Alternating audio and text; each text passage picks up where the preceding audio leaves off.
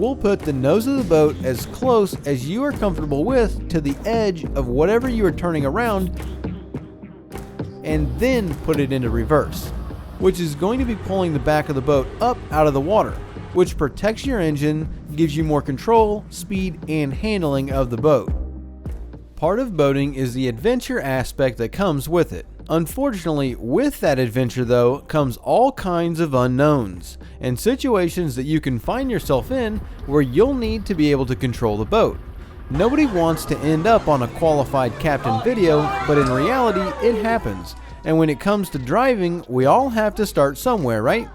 The sad side of things is that without the ability to control the boat, many don't have the confidence to even start or try, and it ends up keeping so many people from going on this boating adventure. This is why we are going to help you today by showing you some of the key aspects and tricks of what to do and how to learn to control the boat you are driving. And this week we'll be giving away another BAB shirt of your choice from bornagainboating.com/shop.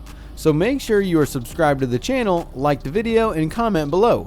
Now before you go out and get your boat stuck in a tight spot, let's talk about maneuverability, as well as what type of hull and what type of drives you are working with, because this will play a huge part in how the boat is going to move around in the water. There are many different types of hulls that are going to turn differently from each other when they are floating. More specifically, are you working with a monohull or multiple hulls? Monohulls just have one hull and the bottom of the boat will vary in shape, which we will cover in a minute. Or you could have multiple hulls, which would consist of your catamarans, pontoons, or even tri-toon pontoons. It's important to know what kind of hull you are working with and how it is going to perform in the water, because it's the hull, while in tight spaces, you are trying to spin around, which has to do with basically dragging the front of the hull through the water, with the water hitting the side of the hull.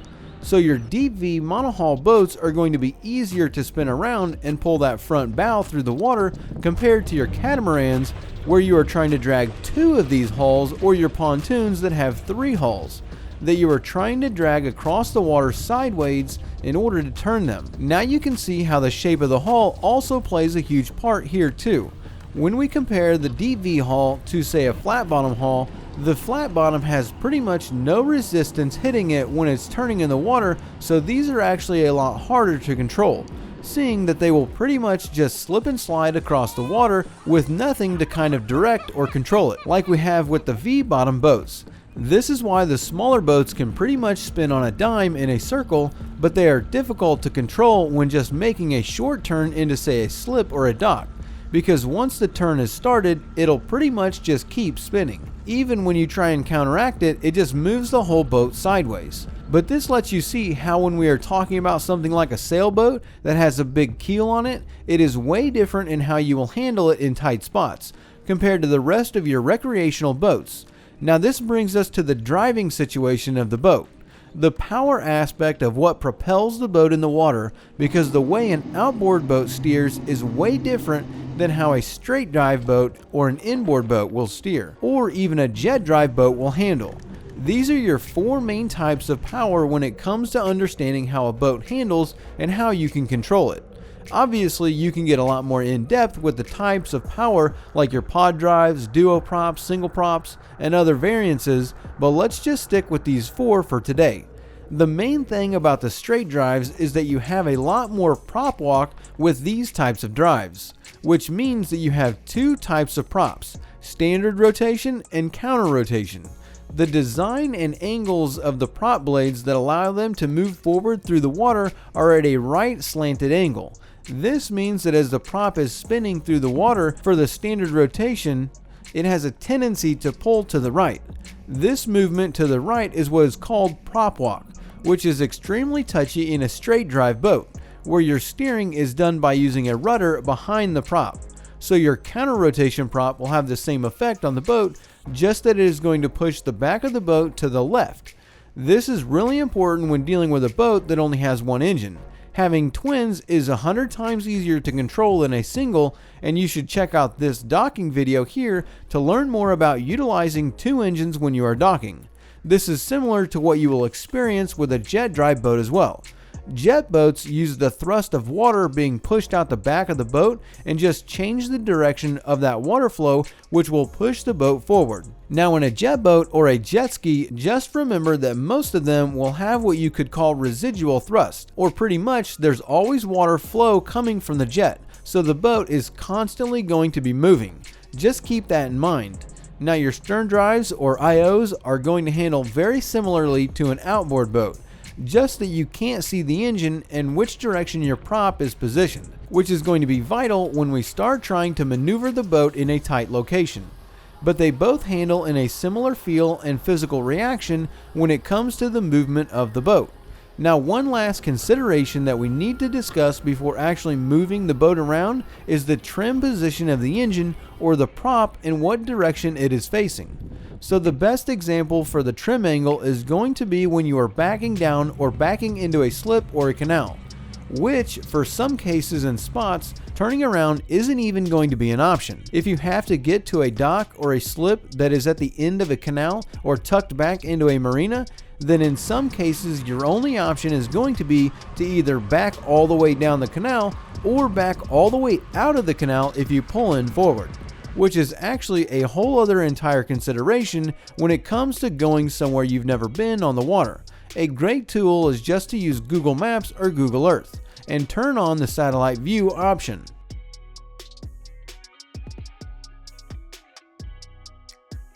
This is going to show you all kinds of things like channels, markers, and stuff like that.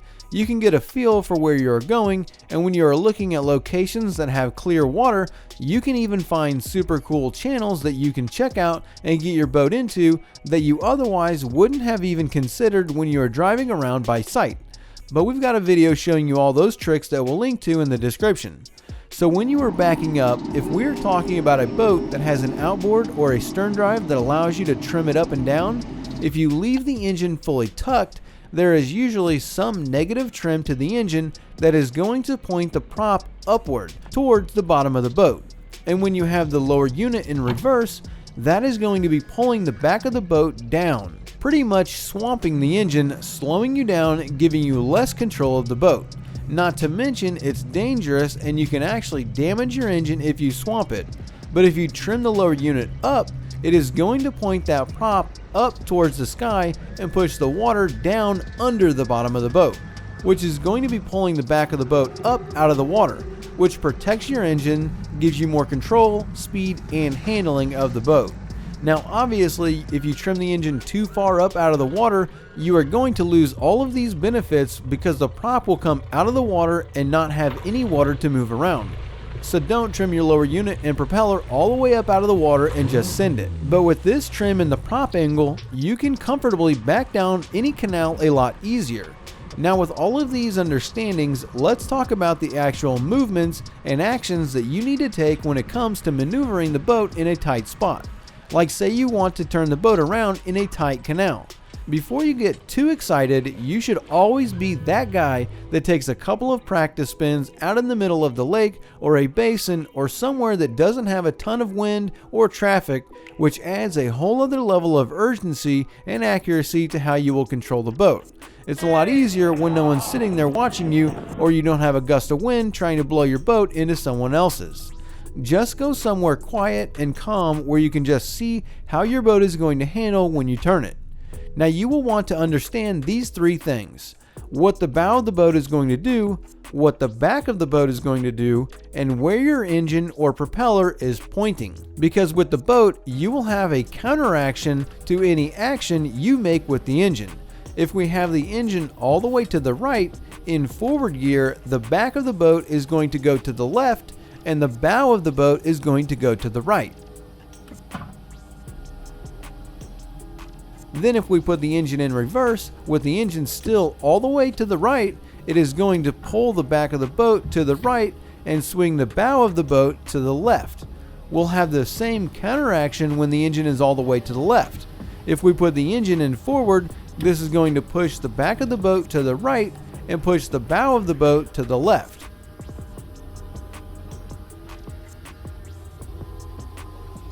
Then in reverse, it will pull the back of the boat to the left and swing the bow of the boat to the right. It's crucial to understand this simple thing because you don't really think about it when you're just driving around in forward. But in tight, up close, and slow moving situations, these reactions of the boat get magnified. And even when you take the boat out of gear, the position of the engine and the thrust that you just put on the boat is going to continue to move the boat in those directions, even after you are in the neutral detent position with the control handle, which is another thing you should know about, being the detents of the control box on a boat. All control boxes have what are called detents. This is the position of the handle where you can feel it get into a position. You can kind of wiggle the handle back and forth and feel that it is in a position. And you will notice that there are 3 of these positions: a forward detent, a neutral detent, and a reverse detent. When there is no wind, these are basically the only positions you are going to need to use when trying to control the boat in a tight spot, because going slow is going to be your friend. So in a practical application of this, we're going to decide which way we are going to turn the boat around. And we'll start our turn from the opposite side of the channel that we are in and turn the boat going forward first. It's easier if you pretty much come to a floating stop before starting your turn.